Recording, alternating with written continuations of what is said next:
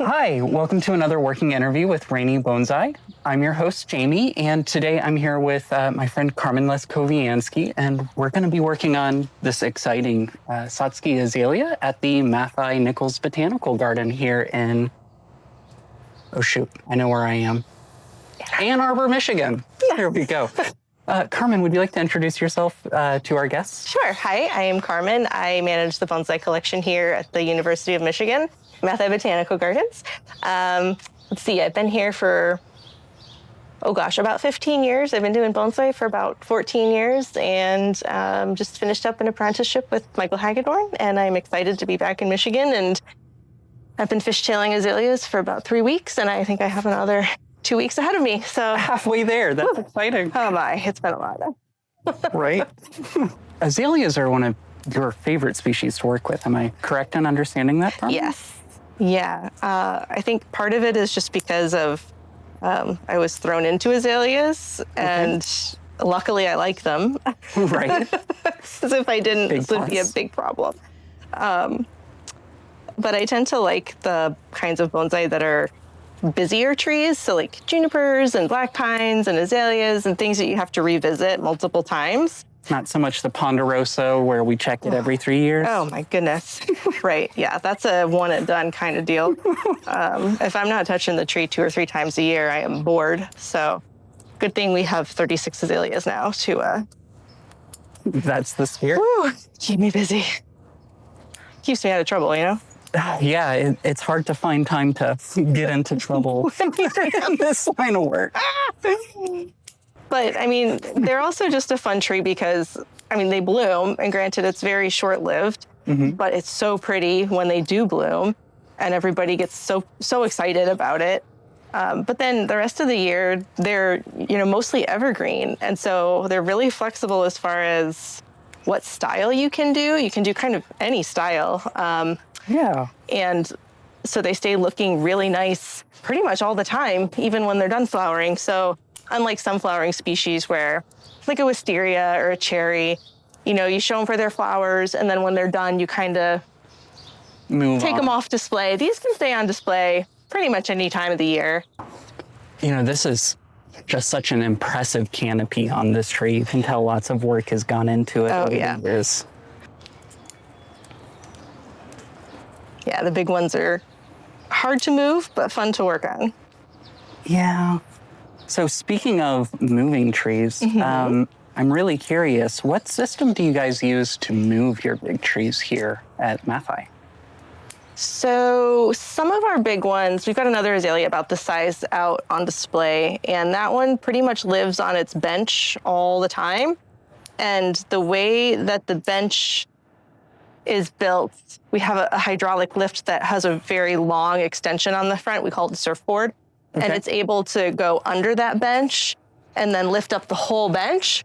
So we don't even have to move the tree. We just move the entire bench. This one is not on one of those benches at the moment. So this one we're going to have to actually slide onto the surfboard and move it. But that one and some of the other... So awesome. Yes. Like, I would not have thought of that. So I've used a dingo to pick it up, but like... That would also be very helpful. But how would you get a dingo in here? It's pretty tight corners. It's very tight. And that's why I was asking, because in my head, that's like the tool, right? Yeah. And then for some of the other big ones, we either just have multiple people, or we'll use a towel sometimes. We'll get a towel under the pot and then slide. Okay. And you kind of have to see it to understand how it's done, but you can like tip the pot up to get the towel under, pull the whole thing, and it's kind of a process. It involves more than one person, but when we were doing some photos of the trees a couple weeks ago, we were moving a lot of trees all day, and we're using a towel for some of that. What would you say is like the big difference working in a public collection versus a private collection? I feel like you could really speak to both sides of it. In a public collection, you have to also be kind of the face of the bonsai. So we get a lot of questions from the visitors as they walk through the garden. We have our workspace set up in a way where we can interact with people throughout the day, which is wonderful and sometimes exhausting. So having to monitor also like your own personal, like, do I have the energy to stand out there to do work today, or do I need to go find a quieter spot to do work today? You have to kind of pay attention to that. But you do get to answer a lot of questions and meet a lot of people and educate people about bonsai, technique and just their general questions. There's record keeping that you don't necessarily have to do if you have a private collection. Some people don't care as much about records. But super handy with large collections. Yes, especially if you're trying to keep track of when was it last repotted, or does it have this full picture, or what year did we get it? How old is it? Who's the pot by? All this information that you need to know and keep track of. So there's that. And, we've come up with some pretty fun answers for some of the frequently asked questions just because we answer them so much. We often will just start cracking jokes. Usually we'll tell people the real answer first, because sometimes they'll think the joke answer is the real answer. But so what's one of the questions you get a lot down here? Oh, what's in the tea bag? We use tea bags full of fertilizer a lot. Or we'll use the little fertilizer baskets. And so we get the same question, what's in the basket or what's in the tea bag? And the answer is a slow release fertilizer. But, sometimes people wonder if it's actually tea. And so we have the joke that the trees prefer oolong, it really gives them the best growth of all the teas. They start their day off with an orange pea coat, just those things. That's a fun one. This interview took me all the way to Ann Arbor, Michigan, something I could only do with the support of my patrons. Their generosity makes space for this kind of slow, intentional work. Filming, traveling, listening. As a patron, you get early access to upcoming episodes and the chance to offer questions for future guests. Shoot. If you were to join now, your name would be the very first one to appear in the credits at the end of my videos. And if you'd like to follow along, you're always welcome to hit the subscribe button and join me for one of the live streams. Quiet sessions, where I share a glimpse of what I'm working on. If this rhythm speaks to you, you can find the link in the description. I understand that you... Okay, I don't understand. Okay. I know for a fact that you recently completed your apprenticeship. Mm-hmm. And I just want to share with you guys, actually, a few years ago at the American Bonsai Society show in Denver, that was when we met each other. Yeah. It was, I was just about to start working for Todd, and I was an anxious wreck, and you helped talk me down and get my head straight, and I just appreciated that sense. Oh, you're welcome. But would you mind speaking a bit about your experience with the apprenticeship? I'm really curious to hear, how that went for you. It was great. It was definitely the right choice to make for myself. But it was really hard. It was essentially like going back to grad school, which I've not gone back to grad school, but from what I hear, this was similar as far as like, it's a 3-year timeline, and it's pretty much all you do for 3 whole years is just do the work. Which is pretty... I'm not crying, you're crying. So, I got to live on site, which was great. But that also means that I was the person in charge of the watering. The day-to-day 24/7, keeping it alive. Unless I asked for help with coverage so I could go on vacation or something. Mm-hmm. But it was great. You learn, how often trees need water and how it changes through the seasons, even just how it changes day to day. Yeah, and, that's one of my favorite things about managing collections, like especially sizable ones, is like being able to see right now all of the elms have decided it's dormancy, but the pines aren't quite there yet. Yep. And just like learning that rhythm, the flow of it is just so tranquil. It's really fun. And I remember, I think when I went to Denver for that that convention, I came back and I'd only been gone for 3 or 4 days, but the watering in that time period, because it was mid-June, everything changed in 3 or 4 days. So I came back and I had to relearn all of the watering because I was like, oh my God, everybody decided that their needs are different now.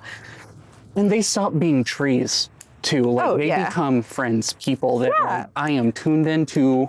Trees are people too. That's my thing. Trees are people too. That's good. No, I'm glad you have that mindset. They become, second nature. Like I've even found, because when you live there, a storm is coming in the middle of the night. You wake up and you go move trees sometimes. And here, there's been a couple of times where I'm like, oh God, a storm's coming.